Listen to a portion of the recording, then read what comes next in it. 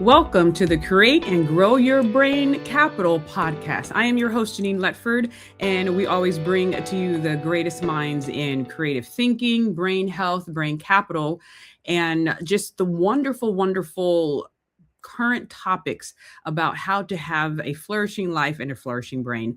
Today, we're talking about an important topic, one that really doesn't get a lot of face time, but definitely deals with brain capital, which is brain health and brain skills. And it is the topic of something called TBI, traumatic brain injuries. And a lot of people have a bias or this one view of what it means to have a traumatic brain injury, but it affects all types of people from all walks of life, all around the world. And what does it look like to really have this conversation, to really see what different people may have experienced, and to see what tools and just information is available and how people can support those with TBIs, but also look out for them because it can come in different forms. So today we have a wonderful panel of just people who have gone through the experience and to really what it looks like to support this growing population in the terms of brain health. This particular week that we're making the recording, it is Brain Health Awareness Week, and Brainalicious Adventures and Lyrics for Leadership for Brain Health is, of course, celebrating that, but making light or bringing to light a lot of the different facets of brain health. Societal health really is the basis for brain health. And we can't, there's really no way to extricate the one from the other.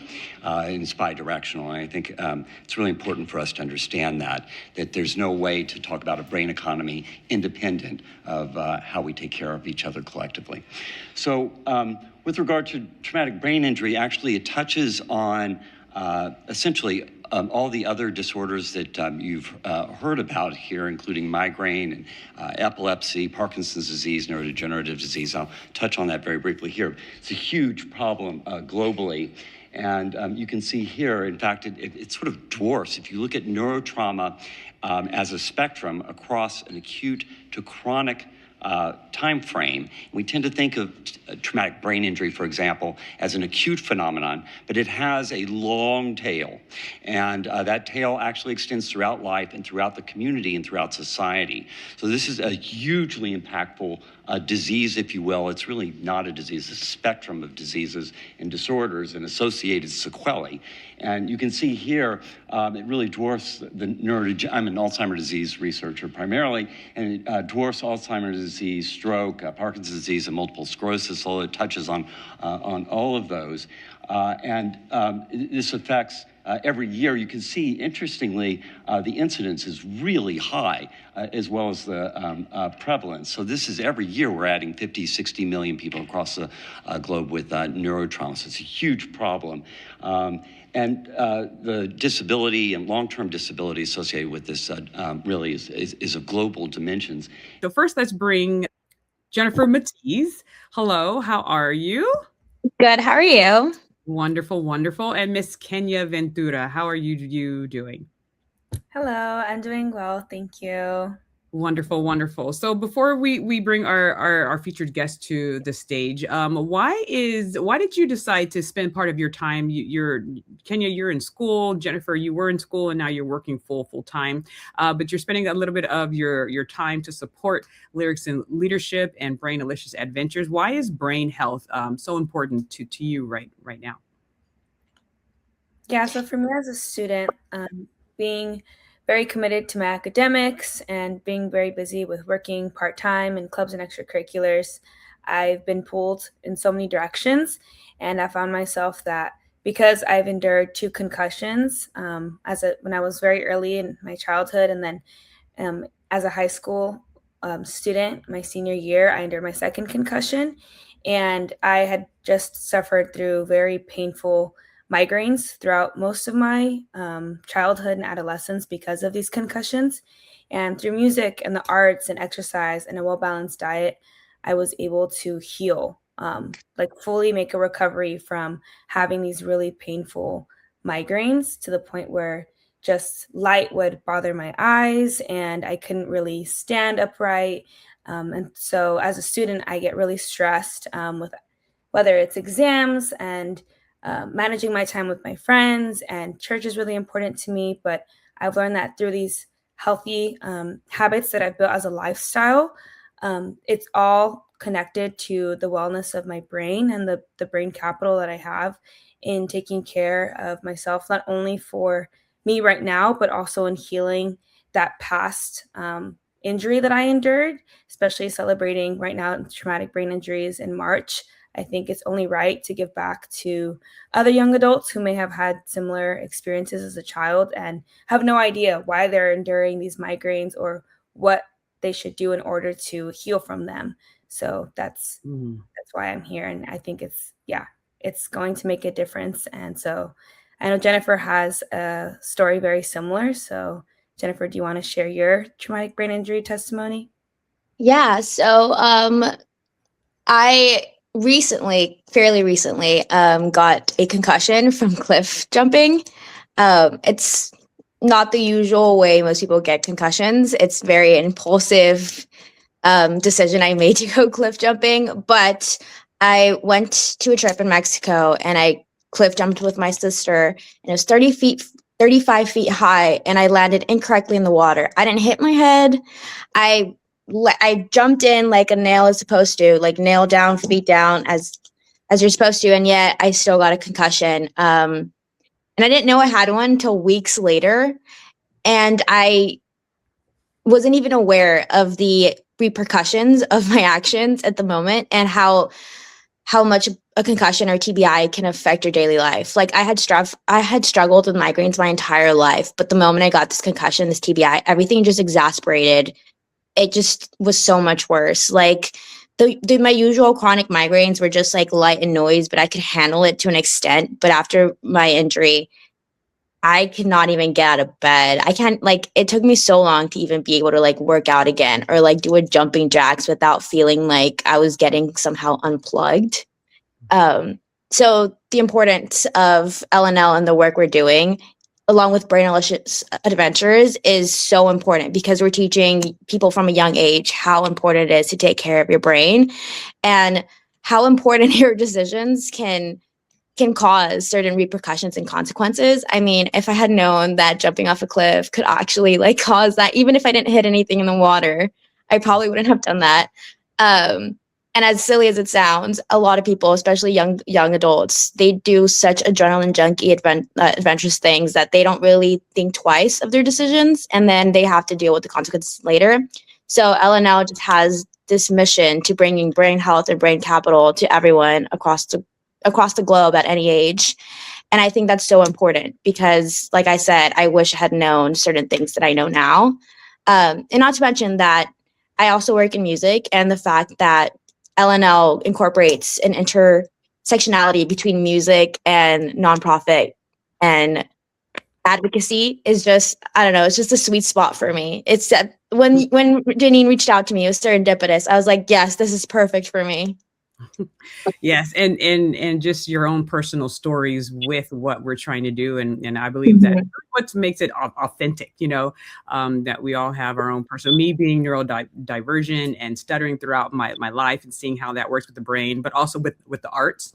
But even your stories of Jennifer, you making certain choices that led to that. But Kenya, you were 5. You really weren't thinking about.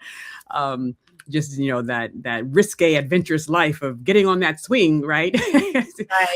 But it still happened. And then you engaging in sports, right? And that's a topic people are starting to talk about. How do we make sports even safer, right? With soccer, the headbutting, and of course football is a whole other conversation with high school football, but even collegiate and professional.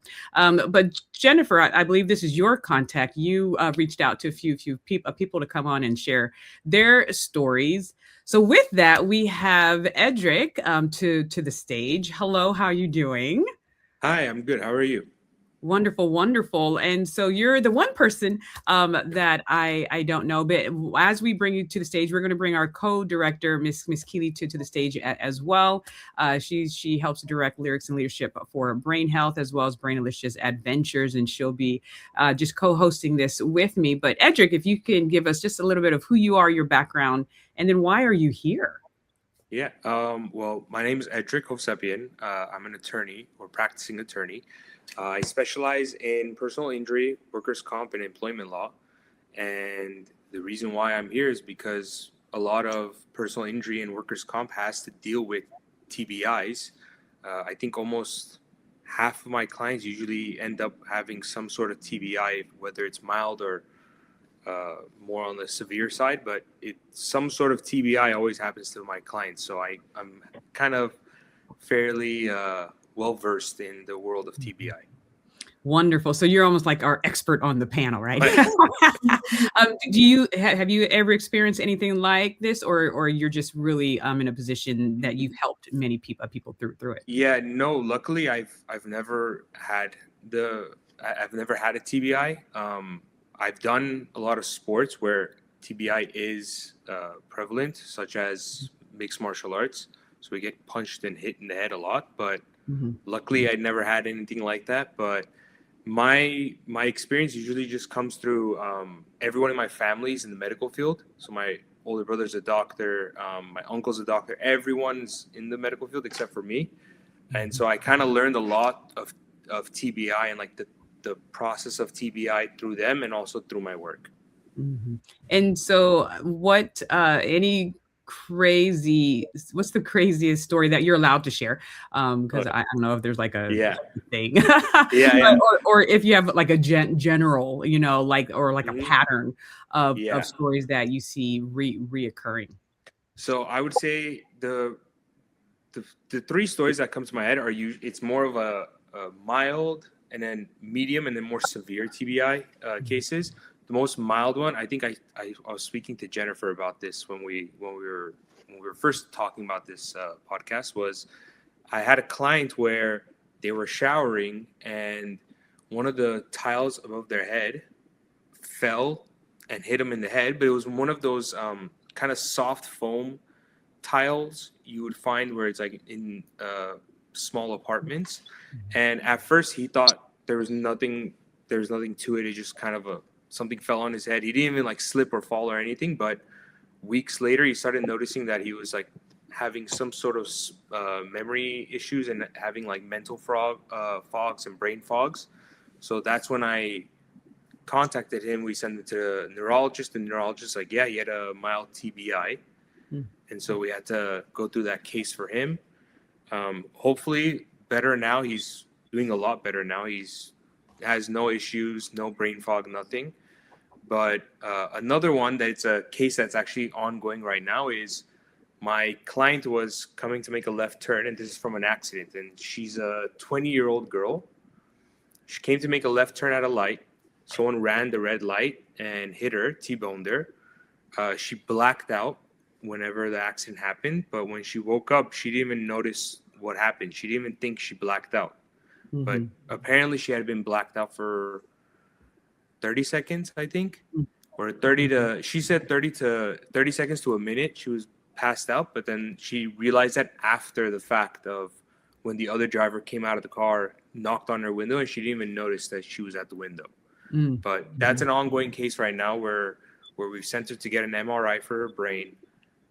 She's going to see a neurologist, I believe, this week, and like coming forth, she's going to start going and maybe even see a psychologist for that.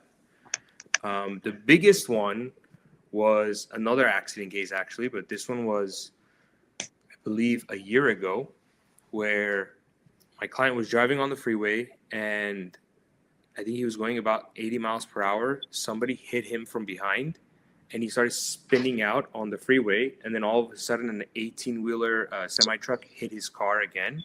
And so at first, when I spoke to him, I thought like there had to be some sort of issue where he couldn't think. He had like some sort of like spine damage or anything. But he was like, no, I feel fine. Everything's great. But after speaking to him about a week later, he would ask me the same questions.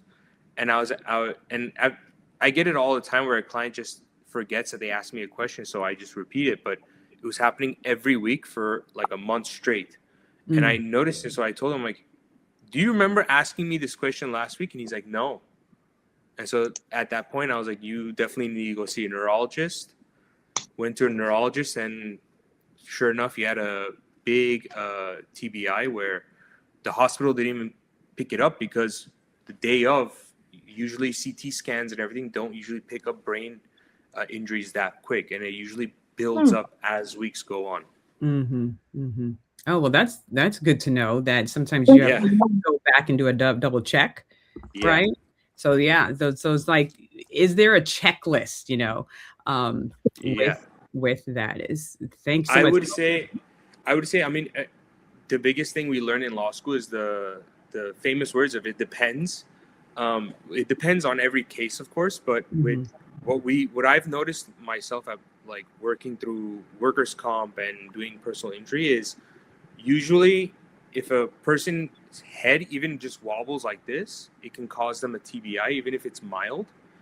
But we still send them to get an MRI down the line if they're giving us symptoms of TBI. So the most common symptoms we get is people tend to just forget. And I think with the younger crowd, with the younger crowd from like the ages of 15 to 25, we all believe that it's just something that, oh, you know what, it's just hormones. I just forgot something, or I'm going through puberty or something. And it's like, you think nothing's an issue until months later on where you realize, hey, this isn't going away. And my brain fog and my short-term memory is not going away.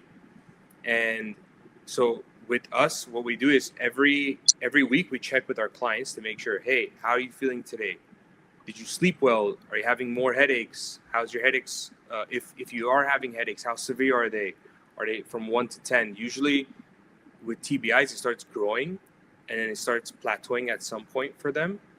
And then after they start getting treatments, we start noticing it start declining as, of course, they're getting treatments for their TBIs.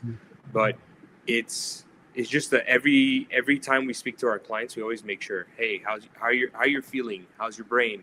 How's your back? Whatever your injuries are, we always ask and see if it's elevating. Because if it starts elevating, that's when we start noticing that it's more severe than we thought. Because usually with the initial MRIs, CT scans, brain scans, anything you do, you won't see that big of a impact because your body is still, in a sense, kind of registering what just happened to it. Yeah, and that growth over time, kind of like what Jennifer kind of mentioned. Thank you for that.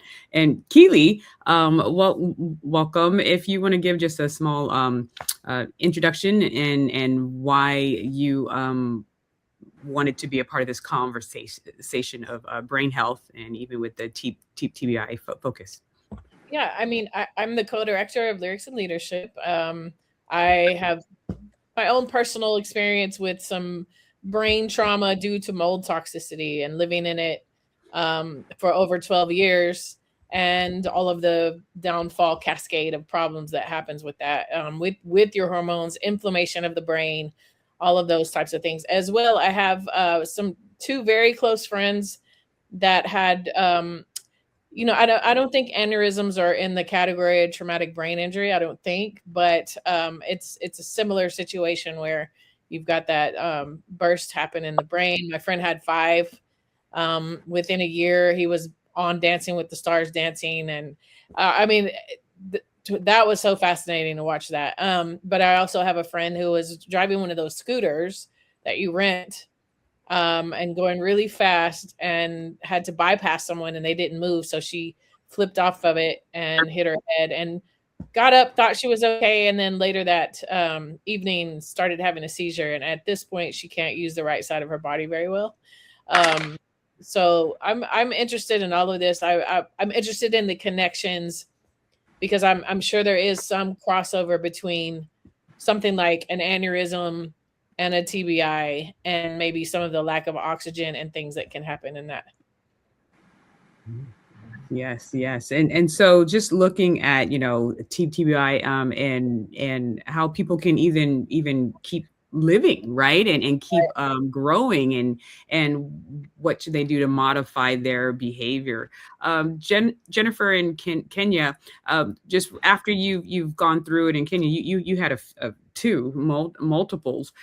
What do you think was the biggest behavior change that you had to implement physically and then mentally, emotionally as well? Well, I think with my migraines, I remember in third grade, my mom, like just the pain, I couldn't endure it. So my mom would have to pick me up early from class. And then I even had gotten, I believe, an MRI, but they would always just come back clean. Like I would go to my pediatrician and I would just always be fine. And so they would always send me back home, and they never really knew what was wrong with me. But after reading Dr. Amen's book on Change Your Brain, Change Your Life, yeah, I think if I had just gotten like the SPECT scan and like through SPECT imaging to see which areas of my brain maybe weren't functioning or had like less activity or were hyperactive, I probably could have, just received the proper medication or changed my lifestyle from such an early age to have prevented or just reduced the amount of years that I had to endure this pain in studying. When I would study is when I would feel the migraines the most. So in class, when I'm trying to focus. So I had a hard time focusing. And even in college, I utilized the DRC, the Disability Resource Center, because even while I'm taking exams, I like take a longer time in taking my exams because it's harder for me to just focus. It's not even about the noise or people maybe moving. It's literally just that my brain, I just need more time to process. Because suddenly sometimes like small headaches will come and go, but it's never as severe as like the migraines that I would get as a child. Mm-hmm. Yeah, let's jump in there, and then Jennifer, I want you to respond as an educator. And I don't know if people know, but Jennifer and Kenia were my students when they were little students back in, I don't know, I met you first, second, third grade. Did anyone start in kinder? I don't remember. No, Jennifer started in second grade. So it's been a true pleasure watching you grow up into beautiful, brilliant, wise young women. But as an educator, we have to do things like SSTs, right? Special modifications for a special education, or just students who need modifications. I don't think I've ever thought about a TBI modification, right? They're normally cognitive or learning disabilities, or speak, kind of like my issue, speech and things like that, any physical disabilities. But I've never seen TBI comes up, and I wonder how many students could have come through my class, like you, Kenia, right? You were with me, and I never knew you had a TBI. You shared that with me in your teenhood after you were graduated from my school. So that's something for schools to be now mindful of, right? As they continue. Jennifer?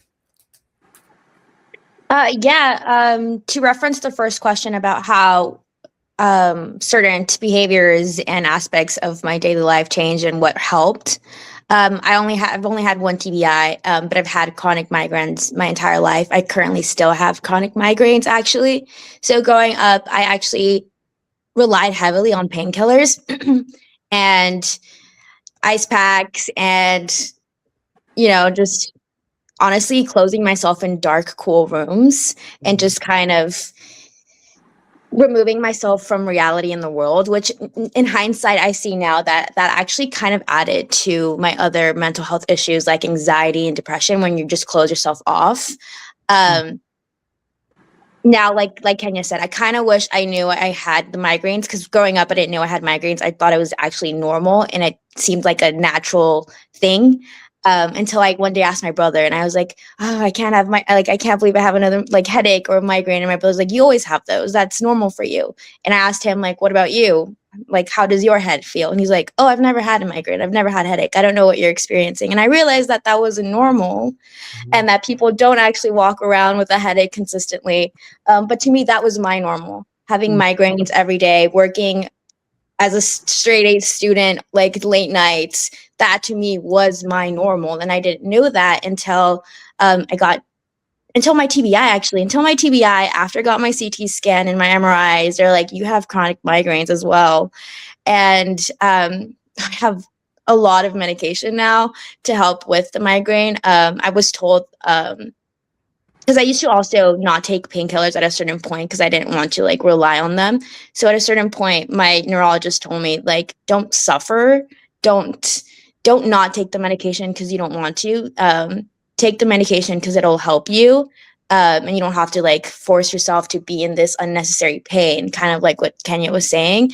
But I think it's very important for people to realize that it's actually not really normal to have consistent migraines or headaches, or to not be able to withstand noise and light, because anything would send me over the edge. I was consistently overstimulated. And then when I got my TBI, it just exasperated so much to the point where it wasn't just like mental or headaches. I actually had physical issues as well. When I got my TBI, I was crashing into walls. Like my entire right side body was numb. I was feeling like fire going through my entire body. There was a point where I thought I was going to die because I couldn't feel any part of my body.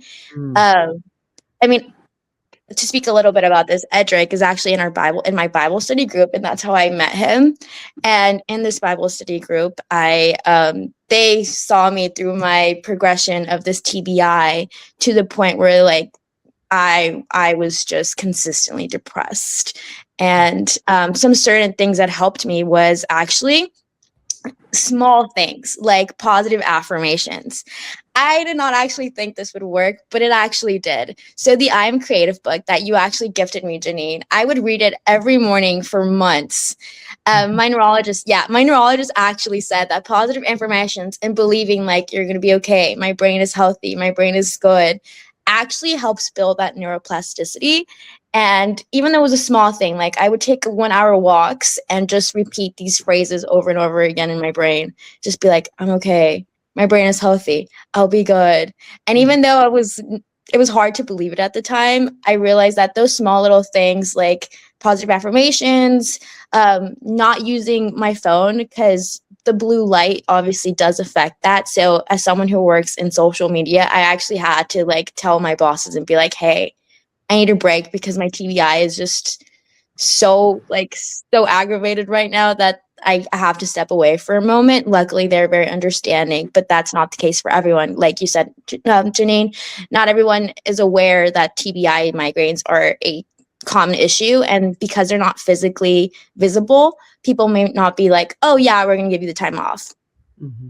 It's something that should be more discussed about in school and in work and workspaces, just because it does happen quite often. And before I got my TBI and my migraine diagnosis, I actually didn't know how common it was. I mean, even Edric's story about the tile in the bathroom, like something so small can literally change your life drastically. And so I think it's just important to be aware of it, and to also not minimize how small mundane actions like positive affirmations or turning off your phone for an entire day, or even painting, like I would paint, would also help me out. So stuff like that. Keely, do you have any response to that? I was going to say that, two big takeaways so far that I've gotten is, one, in education, it would be great to have something in place for people to report that they've had a brain injury, so that the educator has an understanding. So that's a pretty great point, I believe.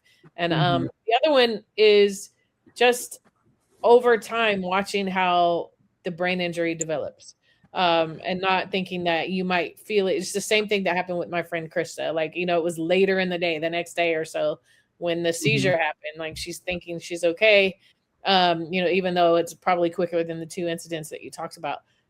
It's something to pay attention to, and to be aware of. So those are two big takeaways that I've gotten. But I love the neuroplasticity part, because in my case, although my situation is different, it's not a TBI, with the toxicity and the inflammation that I was dealing with in my brain, I was dealing with, it's called mast cell activation syndrome, whereas in your mast cells release mediators. And so it basically is like fluid on the brain.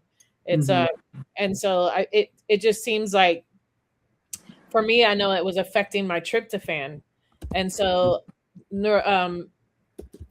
declarations actually, and writing down what I was thankful for, was something I felt like I needed to do to be able to pull myself out of, because I felt physiological depression. It was not normal, because I was like, there's nothing wrong in my life for this to, there's nothing adding up.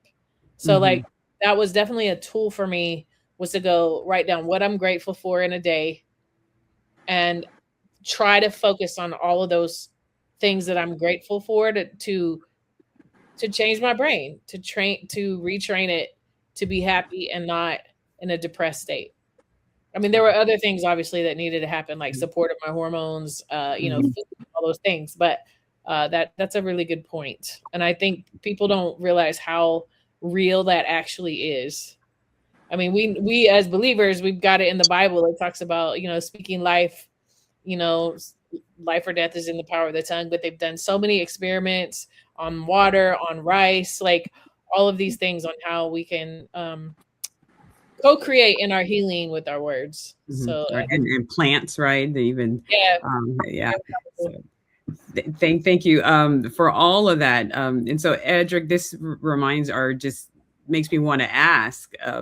First of all, the gratitude, that's huge, and the positive affirmations, the power of your frequency words, your words coming out, so important. There's tons of scientific research now backing up stuff that ancient script has said for thousands of years, right?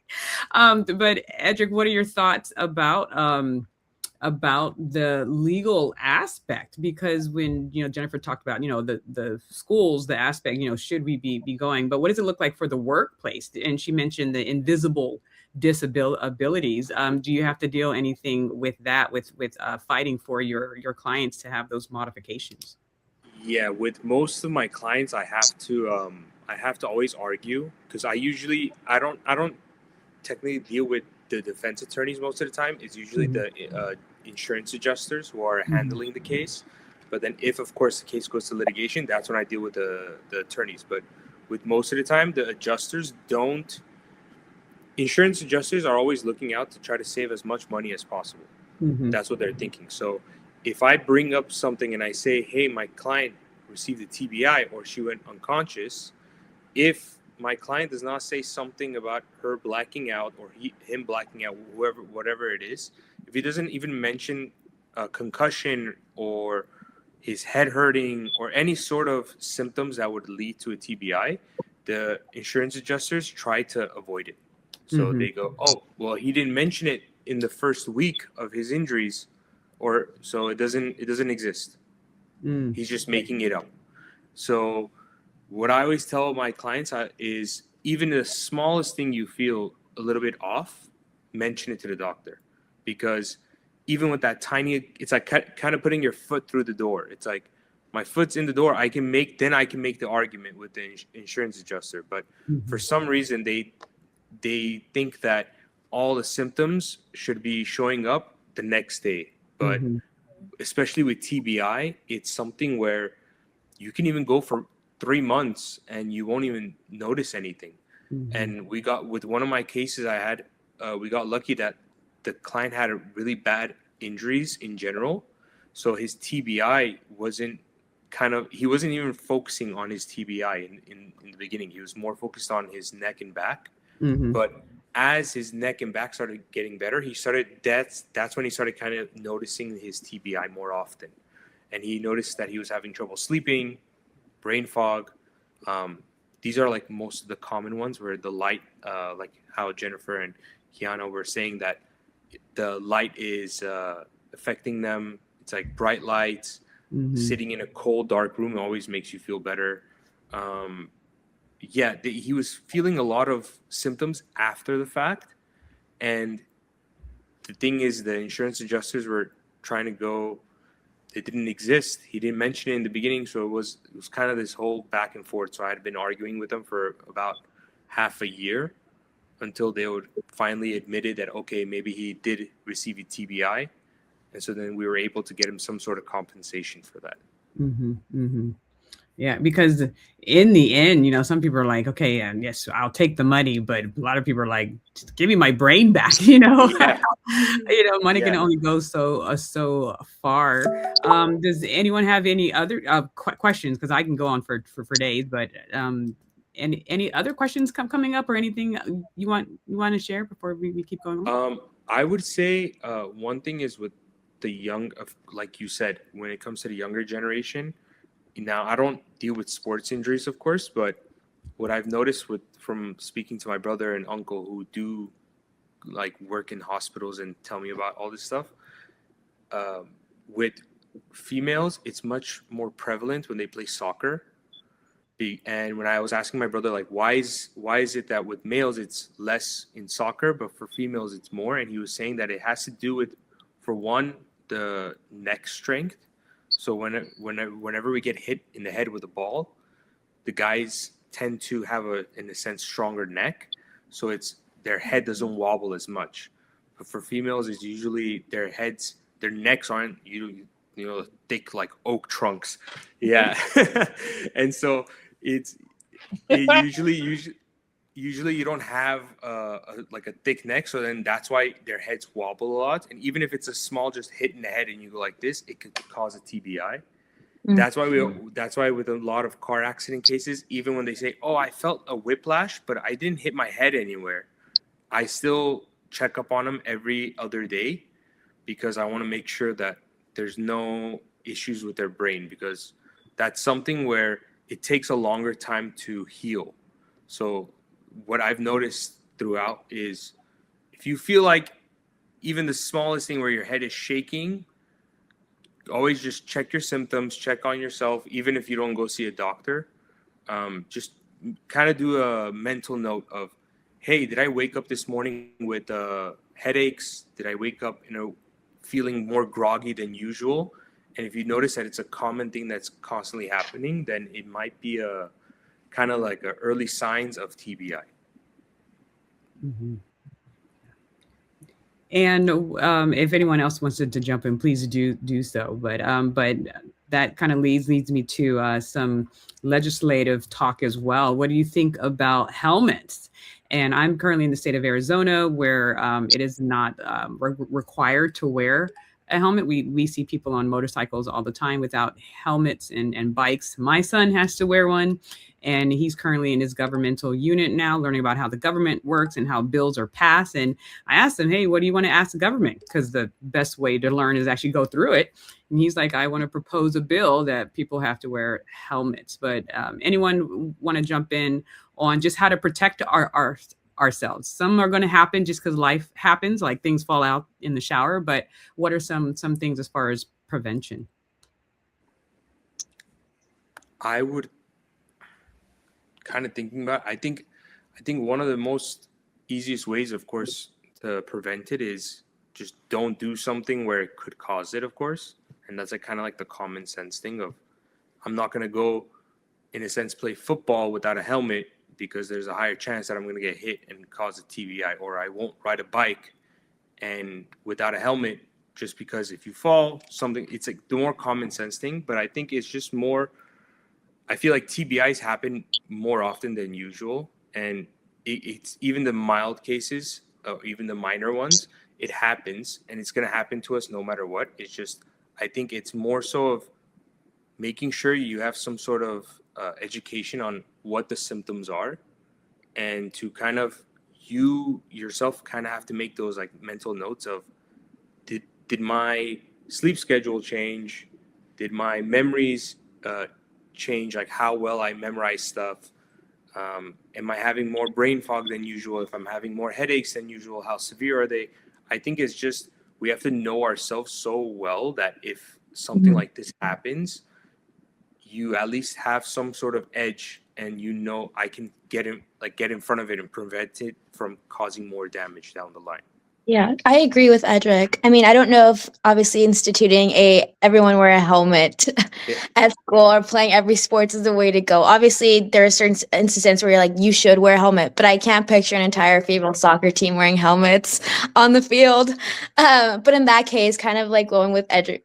I was like, he's just said people on wheels. So he's like, I was like, even in the car, I'm not going to be driving a car while wearing a helmet. But don't forget, I'm talking to an 8-year-old. But yeah. No, but like, what are you saying? I think bringing awareness and being aware of the symptoms, and not just the symptoms, but like how common they are. Like, I didn't know I could get a TBI playing soccer, but being real. Like, I just didn't like. A lot of us kids just go into the sports without even thinking twice, just because it's fun or it's physical. And I think being aware of it is like very important, and not just the students and the teachers, but also the parents. Like honestly, my parents didn't even know I had a TBI until I drove myself like a month later after the incident to the hospital because I just couldn't handle the headaches anymore.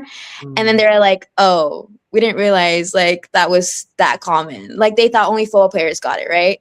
Or like you can only get it from like car crashes. But I think, like Edric was saying, it's so much more common than we think. And not knowing that is actually a detriment to everyone because, like we mentioned, it's an invisible disability that we can have in school and at work. And if we're not aware of it, it can affect how we do schoolwork. It can affect our work. It can affect our mental health. It can affect our relationships. Like I knew when I was going through this, I did not want to talk to anyone. I did not want to see anyone. I was just like, I just don't have the energy. And so just being aware of it and how we can even do small little behaviors to even change neuroplasticity, like devotions or affirmations, just knowing that. And so essentially, to sum it up, is bring awareness and then also provide resources that can be universal for everyone. Yeah, to add on to that, especially for universities, I've had multiple friends who've actually been hit by cars simply just on their way to campus or to their class. So regular Monday morning or evening, and they get hit by a car because they run a red light and they're on a scooter or a bicycle and they are not wearing a helmet. So my friends have broken bones and have flown off of whether it's their bike or their scooter. And fortunately, my university is like currently very strict on skateboards because we have had an incident in the past where a student, they were skating down too quickly and they actually passed away from like their injury. And so now my university has that like regulation in place, but I know of a lot of universities that currently don't. Like students, especially at UC Santa Barbara, I see so many bikes and my best friend also attends UC Santa Barbara and she does not wear a helmet. I am very certain that more than half of those students are not wearing helmets, and the amount of accidents that happen. And just from my friends, knowing like 2 or 3 have already been hit by cars, I don't know the stats. I probably should have looked into it and how many students are being hit by vehicles, moving vehicles, or are flying off of I actually flew off of a scooter at one point because I was riding with my friend and it was very minor. I like fell on my gym bag, thankfully. So it was like it was not a big deal. I was fine. I didn't hit myself, but they just go way too fast. They go way too fast. Like I think there needs to be a certain speed limit for those scooters. Students need to wear helmets, and there needs to be regulation placed like in universities, like at my school. Yes. And it shouldn't be. I mean, there was a time where wearing a seatbelt was not mandatory. And now we all feel weird driving a car without a seatbelt on, right? You just feel weird. So it can happen. And maybe that's the next thing. And so as we do wrap up, I do want to just quickly talk about, we were talking about hitting, things falling out the sky in the shower and being hit by cars and stuff. But another area that a lot of people don't think about is domestic abuse and child abuse, right? Anything that strikes the head. Any thoughts about that, Keely or anyone? When he was mentioning the neck and always, even if there was an impact like on the actual head, I mean, there's, a thing called shaken baby syndrome. Yeah. So I mean, that's immediately what it made me think, because sometimes your brain just gets jostled inside the skull, causing injury there too. So but you're exactly right. That's another very tragic part of TBI. I'm sorry, Keely. Just for some of us who may not know what shaken baby syndrome is, could you explain a little bit or expand on it? Well, I hear it like basically most of the time. I definitely heard it a lot in the 80s.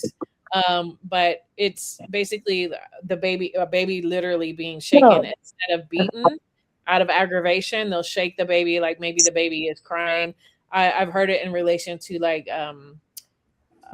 postpartum depression and things like that. So, And this is why support, support for new parents, parent classes, brain capital, right? How to regulate emotions. The emotion of the mother is the direct impact on the emotional stability of the child. There's a lot of research about that, but even protecting children with child abuse or child neglect.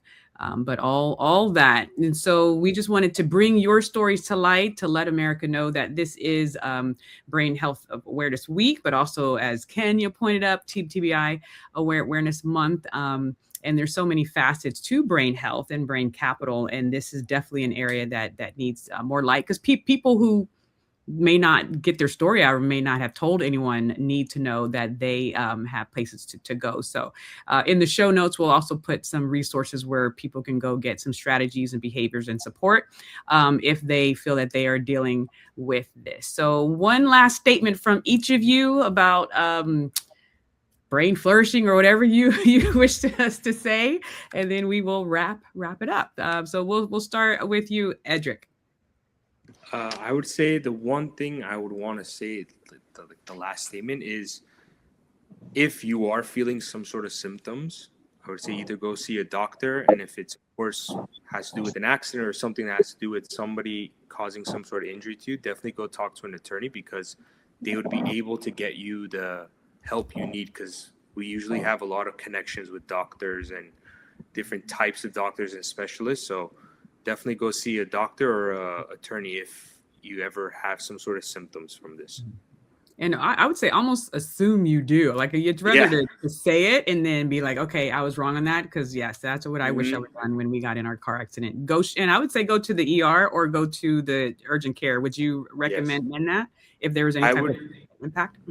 Yeah, I always tell my clients, I'm like, if it's something, even something small, where you might have just tripped and fell and hit your head, and like, I don't know, let's say at a grocery store, or even if you didn't even hit your head, you just tripped and fell, I would still say go to an urgent care, just because the urgent care could do some sort of scanning to see how your brain is functioning well. Yeah, so it's better safe than sorry. Better have more information than not enough. Thank you so much. Kenya? Yeah, I would definitely recommend doing your research. So I really, really love the book, Change Your Brain, Change Your Life. And so if I can recommend any book, I would start there and understanding your brain better. There's lots of statistics and credibility within those pages. And so I can testify that I've learned just more about my brain health through that book. Awesome. Thank you for sharing. Jennifer? I would say advocate for yourself. I feel like sometimes when you don't realize what can happen after a TBI or even a fall or even jumping off a cliff like I did, advocate for yourself, because even if you don't feel like it may be anything dire, it's better safe than sorry. Something I wish I would have learned early on is to advocate for myself and to push for the treatments, and also to have community. I realized that while I was going through this, I needed the community. I mean, I reached out to Janine, and that's how she gifted me the book, but also like letting my work know, letting my parents know, telling them what was going on, and making sure that even though it's not a visible disability or injury, it's still an injury nonetheless. And to have that community and advocate for yourself, and knowing that you need the space to heal and to get better. I think that's just very important, that sometimes it's hard for us in society to even do that, just because we're always work, especially here in LA and you're always on the go. So taking your break may not be normal, but advocating for yourself and taking the time and having that community is very important. Yeah, and we have brain breaks on the list. Even if you don't have a TBI, you should be taking brain breaks. And the food that we're eating, we didn't even get to talk about the food aspect of what. And the sleep too. Yeah, so there's so much there. So I guess we'll just have to come together and talk again. And the community, thank you for bringing that up. As a person who stutters, I didn't know there was like a stuttering association, and there's like stuttering groups around the nation. I was like, where was this when I was coming of age? So that's a good point. Are there TBI communities where people come together to support one another? So thank you for bringing that up. And last but certainly not least, Miss Kaylee. The English.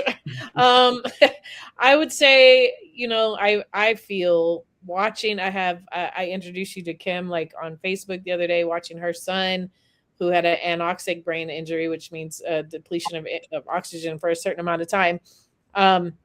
Is that your belief is extremely important, and the belief of the people who are supporting you while you're trying to heal are also very important, because I feel like that's why we see in other nations like a 2-year-old head spinning, because they believe it's possible, whereas here you may not see that as much. We're not as advanced with our toddlers because we're not believing that something is possible.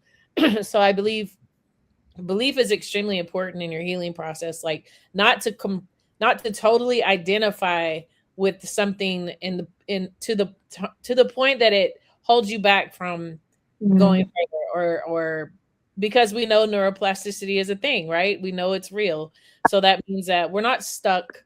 Yes. Could it make things harder? For sure. But can we overcome? Yes. I think that's a very big, important part of I've seen it. I've just seen it with friends who've had these problems. So I just want to encourage people that if you are a person who is going through that right now, to believe that all things are possible. And if you're a person that is supporting someone, and I know you might be tired and it might be disappointing, maybe it's somebody that you love that's not themselves anymore, like just keep believing that all things are possible and finding all the avenues to try to get as much advancement as possible. Yeah. And that's a wonderful point to end on. This is the most powerful asset, physical asset that we have, and its ability to restructure itself is wonderful. There's this amazing doctor I listened to on Instagram, right? And but he was talking about the studies in the 40s or 50s, the people who had stroke, and normally like, okay, the arm's not moving, so they just, use your other arm. But then one doctor said, well, what if we don't give you that option to use your good arm? What if we tell your bad arm, hey, we got to get it together, let's move? And they strapped down the good arm, and after a while, the bad arm, the stroke arm, woke back up. But but for years, no one ever did that. So the stroke arm didn't have a reason to move. So they just thought the brain is not working with it. It can't move, until one doctor said, wait, this is the brain. Let's figure this out. And so belief is huge. And the point of your support group, there's more research about that. The people who have you around you is key. So amazing end quotes. Thank you so much. We'll have all the links in the show notes for support for more research. And thank you for sharing your story. This will be heard around the world. And just know that your story, while you're sleeping and having wonderful dreams, someone over in India or China or Japan is being revived and now has hope because you shared your gift. So thank you so much. Have a wonderful, wonderful week, and happy Brain Health Week.